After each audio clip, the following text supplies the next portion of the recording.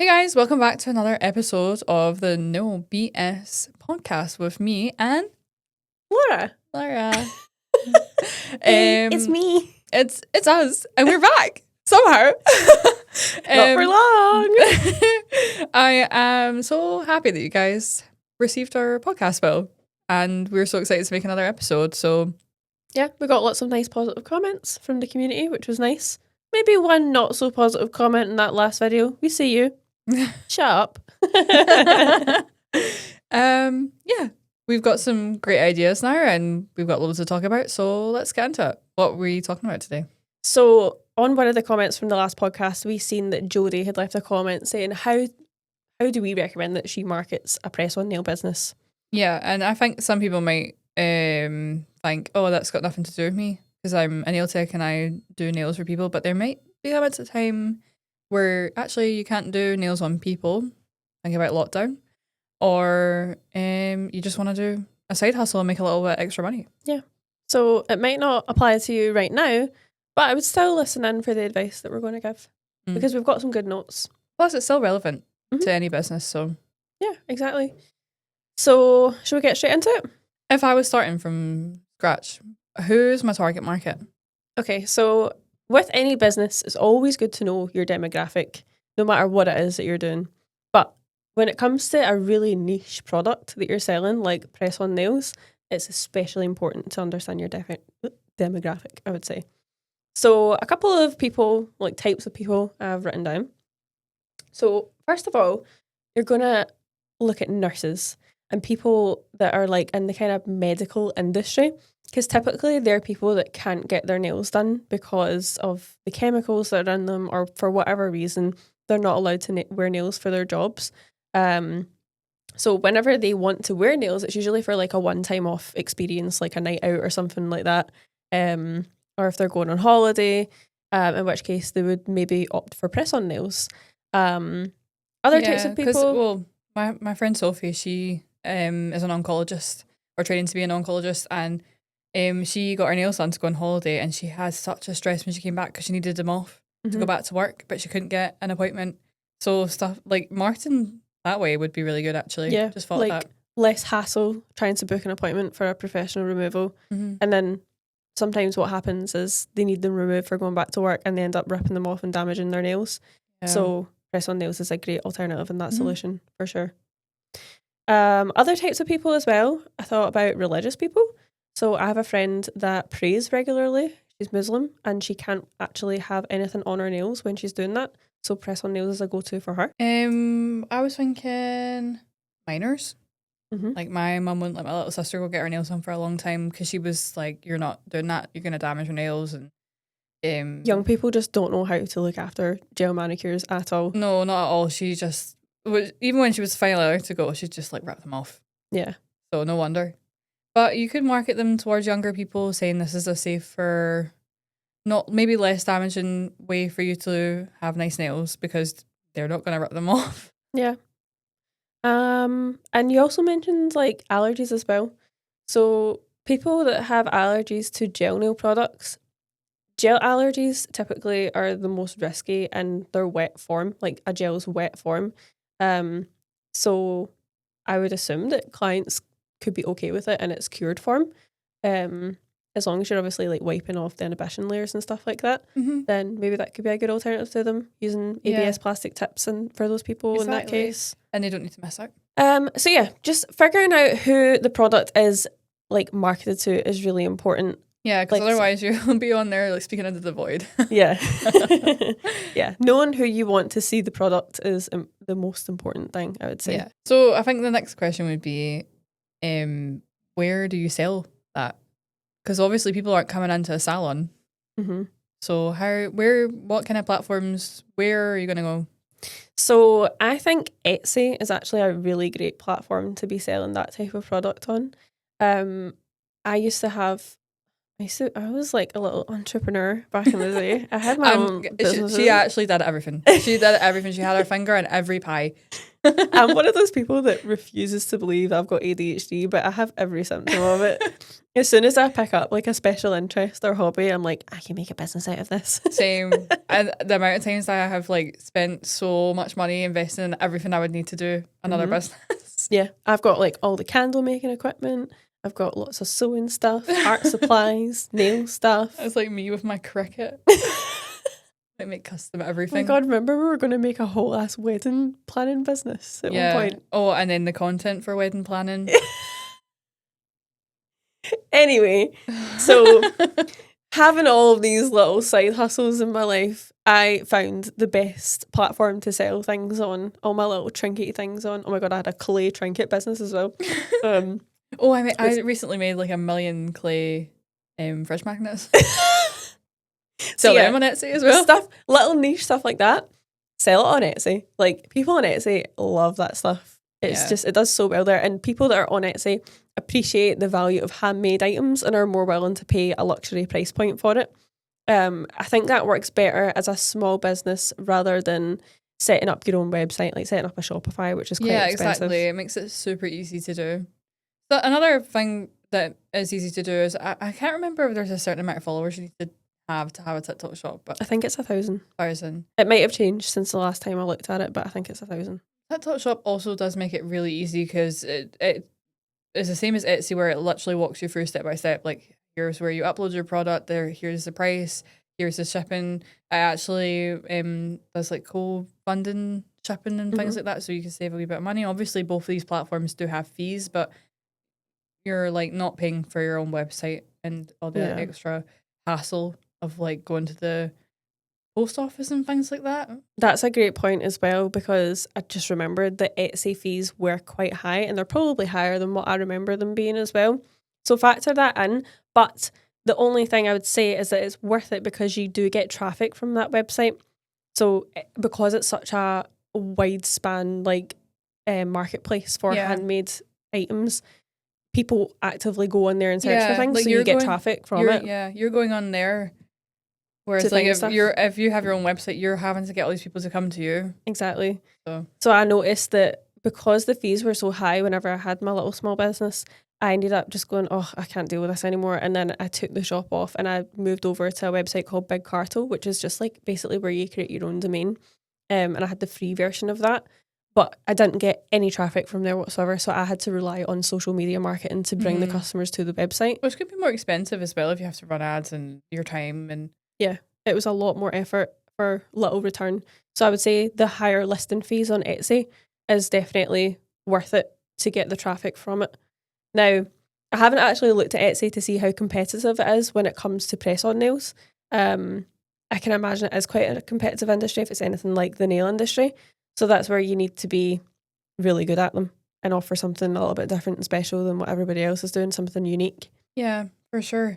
I just thought of something else off the top of my head as well. Like if you are just doing this for a side hustle, you do also already just have a place where you can sell them. You can talk to your clients about it, and that way you probably wouldn't need to go through all the hassle of having an Etsy.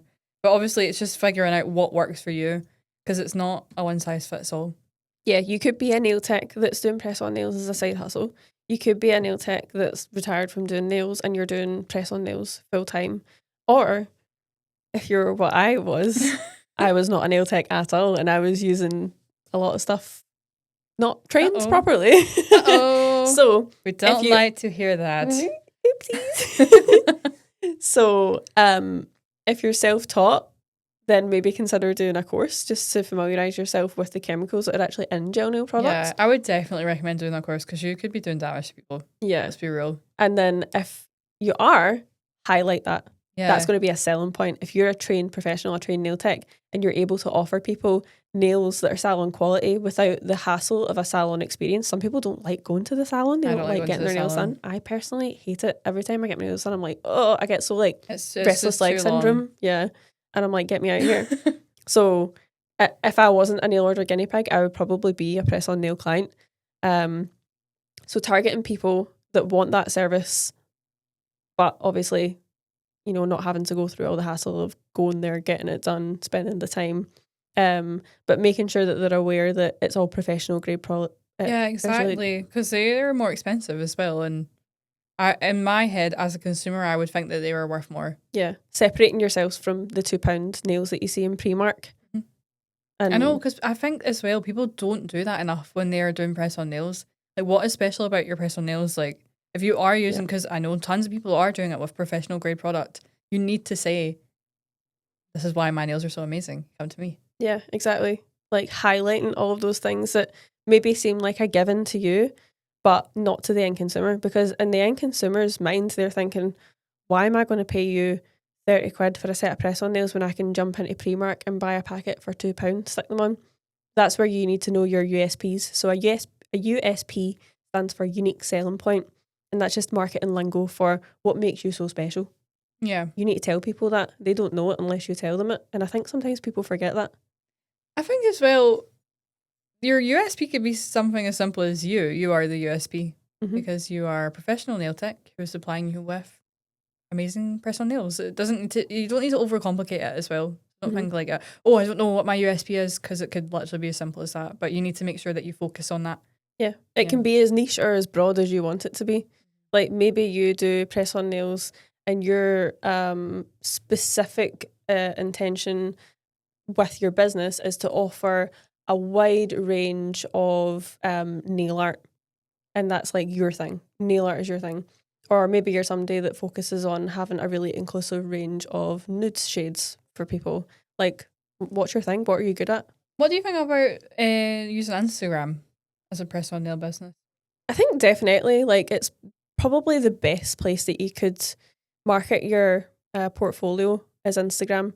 I mean, there is obviously Facebook as well, but I don't know how popular that product would be on a Facebook demographic, truthfully. Yeah, me neither. Like, now I'm thinking of it, because at first I was like, well, you could go and use Facebook groups, etc. But I don't ever see anyone like, I don't see the Facebook customer inquiring for a custom set of niche press on nails. My mum would never. Yeah. It's not to say that it would be wrong for you to do it, but I wouldn't focus all your effort there. Because it's such a visual thing, I would definitely have it on Instagram, have a brand established, and make the packaging look pretty as well as another thing. Yeah, I think branding is actually quite important with this thing, because it's more of a visual thing. Mm-hmm. Obviously, that sounds a bit silly. Like, nails are a visual thing as well, but the consumer wants to buy the full product. It needs to all look nice and cohesive and make sense. Yeah. And like you want to buy it from someone that kind of knows what they're doing and has it all put together. The first time I ever heard about like professional grade press on nails was Dippy Cow Nails. Do you know who she is? Jerry? I know who she is. So if you ever watch Jackie Aina on YouTube, Oh, Jackie, yeah. Jackie, Jackie, Jackie, Jackie, Jackie, Jackie, Jackie, Jackie, Jackie, Jackie, Jackie, Jackie, Jackie.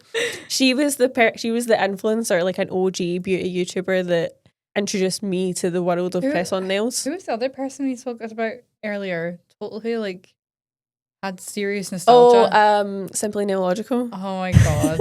Mind her. Makes me feel old. I know. So yeah, Jackie Aina, she always had the most gorgeous nails on, and everyone would always ask her like, who's your nail tech? Who's your nail tech? And she'd be like, actually, these are press on nails. And people couldn't believe it because they looked so good salon quality. Mm-hmm.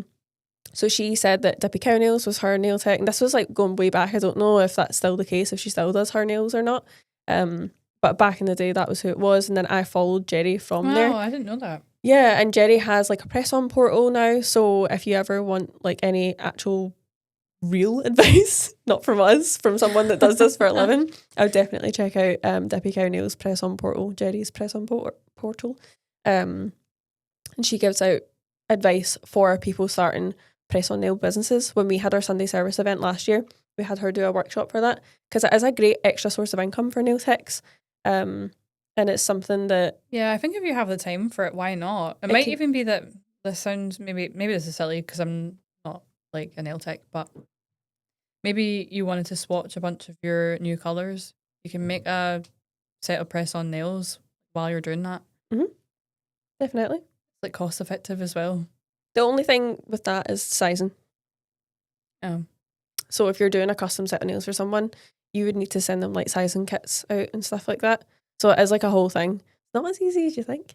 Wow. The intricacies. But it's great for certain people who want to be able to like work remotely, or work from home, and like maybe you've got kids and you've got a busy lifestyle, suits that, you know. Mm-hmm. So yeah, she's a great person to go and follow. And just looking at that level of work, it really makes it clear the difference between that and a set of Primark nails or Yeah. a set of Pound Shop nails or just random stick-on ones from eBay or whatever, you know. What would be a good idea maybe as well to use TikTok and show like how much effort goes into making the nails, show that they're custom made, show that it's you that's making them. That's a good idea too. Yeah, definitely. Like behind the scenes content on TikTok, just so that people understand, like, you know, and we know that you're putting a lot of effort into this, but do your customers know that? Because they want to see and they want to be able to tell people that ask them about their nails that these are professional salon quality nails. And they're only going to know that if they watch a little bit of your behind the scenes content. There's a account that I follow. She does glass charms. You seen this girl before? No. And it's like, it starts off as like big rods of glass and she's got like a whole smelting thing in her room. Melting. It's like a big pit of fire in her room and she just melts the glass and makes little bunny charms and stuff out of I them. think I have seen her, but I think it's come up as an ad for me rather than like just like organically. Yeah, it's definitely It came looks up. like a big straw. Yeah, but it's like a yeah. big pink and purple and blue straws and she melts them into little charms and stuff. Yeah. Now, I think that behind the scenes content, so when I was a business owner, I was too scared to post stuff like that because I thought, oh, then I'm just going to show people how I do it and they'll do it themselves. Yeah, I actually was like that too. I'm like, I'm not sharing my secrets. Mm-hmm. But No one's that's allowed not to the know. case because it's like they're going to then have to invest in all of this equipment, do all of the training to do it anywhere near as good as what you do it. And even then, you do things your own way. No one's ever going to be you. So I think it's still good to post behind the scenes content. Obviously, you don't share every single little secret, all your business trade secrets, right? But showing a little bit of the context and how the product is made actually makes people want to buy it. Because like all of a sudden, I wanted to buy little glass bunny charms and I don't even wear charm bracelets. I was just like, oh my God, that's so cute. I know what you mean though. I'm so easily influenced like that. Mm-hmm. But as well, there's an element of people want to support small business. Exactly. So, and if you make it clear you're a small business, in the year of hating Jeff Bezos, exactly, big Daddy Bezos. Yeah. So yeah, if you want to support small businesses, then that's the type of business you would go to, isn't it? A wee one on Instagram, like showing the behind the scenes content and stuff. So yeah, the only other piece of advice I would give when it comes to making content, behind the scenes content, photographs and stuff, really work on the quality. Because you could do all that and you're taking photographs and videos that aren't great that people won't want to watch. So maybe we could do a separate episode for how to take good quality content. Yeah, I think that's actually good. Sorry, a lot of people do ask us, do you have any advice for editing this type of photo or this type of photo? And I think that taking them in itself is like a task. I mean, think about me when I started. I'm supposed to be a content creator. You are a content creator. I am a content creator. When I first started, do you remember I was like taking those photos and you're like, why have you got this and this and this on? I'm like, oh, I didn't even realise. Whoopsie. Yeah, I think maybe sometimes people do like so much extra stuff that's not required. Yeah. Overcomplicating it. I think so as well. And you don't need to do that. We'll break it down for you. If you're doing a beautiful set of press-on nails and you're doing them on nice packaging, that's enough to photograph just that, as long as you get a really good, crisp, clean shot of it. Oh, what do you think about using influencers to show off your nails? Think that works? Well, I did it and it seemed to work for me. But then I don't know what the market's like now. I'm not doing it anymore. Mm-hmm. It's a bit of a tough one, isn't it? I think it does always work. Like, influencer marketing does work. Whenever a popular person wears something, someone sees that and then they get curious about it. Yeah. So it does, but I would budget for that and you're in a marketing budget and an allowance type of thing. And also be very picky about who it is that you're sending stuff to and make sure that you're very clear about what your expectations of them are. Like, if you want to give them free product and you want them to post, you need to specify that before you give it to them. You can't give them free shit and then be like, where's my content? Yeah, exactly. As well, it could be good for you if you're not very good at taking photos. Yeah. If you struggle with it, because you're going to go and make nice content for you. Yeah, like user generated content is always great for us as marketers because it saves us doing the work And ourselves. they'll probably go and have like really cute photos of them holding things with their nails or something, whereas you can only really get flat lays or if you put them on yourself. Yeah, So- then you can't use them after that if you've like glued them to your Exactly. nails. It's unhygienic.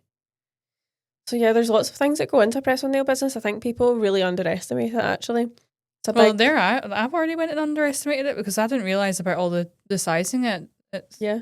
It's not a case of just making a set and then selling it. You need to Mhm. take into consideration everyone's got different size nails. So if you're wondering what products you can use for it, you can definitely use Nail Order's full cover tips or gel extension system. Doesn't need to be for gel extensions on the nails. You can use the tips as press-on nails. I know a lot of creators do that. I especially like the pre-etched ones though for press-on nails because they have that little bit more flexibility because the clear ones have like a built-in apex. So if the client's got flat nails, they might struggle to press that right down onto the nail with just a Yeah. wee bit of glue. So definitely consider the pre-etched ones if you're a press-on nail artist, and it also gives it that wee bit of extra adhesion as well. We've got 19 styles available to choose from, so that would definitely be a good option for your tip range, and it's a professional quality range as well. good tip for tips. A good tip for tips. And then obviously, if you are a qualified nail tech, you can use all of our nail art supplies as well. This has just turned into a Nail Order ad now. Sponsored by Nail Order. You're the best. I think we've like covered everything on that topic. Yeah. Maybe I'll just throw in some random questions for you. Are Okay. you up for the challenge? Yeah. Oh, why don't you give me a content idea for press-on nail business? Oh, excellent. So I would give the customers education, so making sure that they know how to apply them and how to remove them as well. I would take videos of you definitely removing the nails because that's something that not a lot of people would know how to do. So as far as I'm aware, to remove a set of press-on nails, you have to soak them in like a special little formula of like hot soapy water with oil in it as well. Right. So maybe a behind the scenes content video of you mixing that little formula up, having your little orange stick and showing the customer how to remove the nails. Yeah. Also make it look really easy to do because Yeah. that might be a barrier for like someone purchasing your product. Yeah. And that's like, Simply Nailogical does the peel porn where you like, it's like satisfying to peel it off. So Yeah. it's like visually ASMR appealing at the same video, time kind as of. Yeah. Like it. just bang my toe. It's almost like she does marketing or something. Crazy, right? All right. Well, I hope you guys enjoyed that episode. Just a wee quick one. Thank you so much for joining us, and we will see you in the next one. Make sure that you like, subscribe, And comment hit that down bell below. icon for a notification when we next upload. Bye.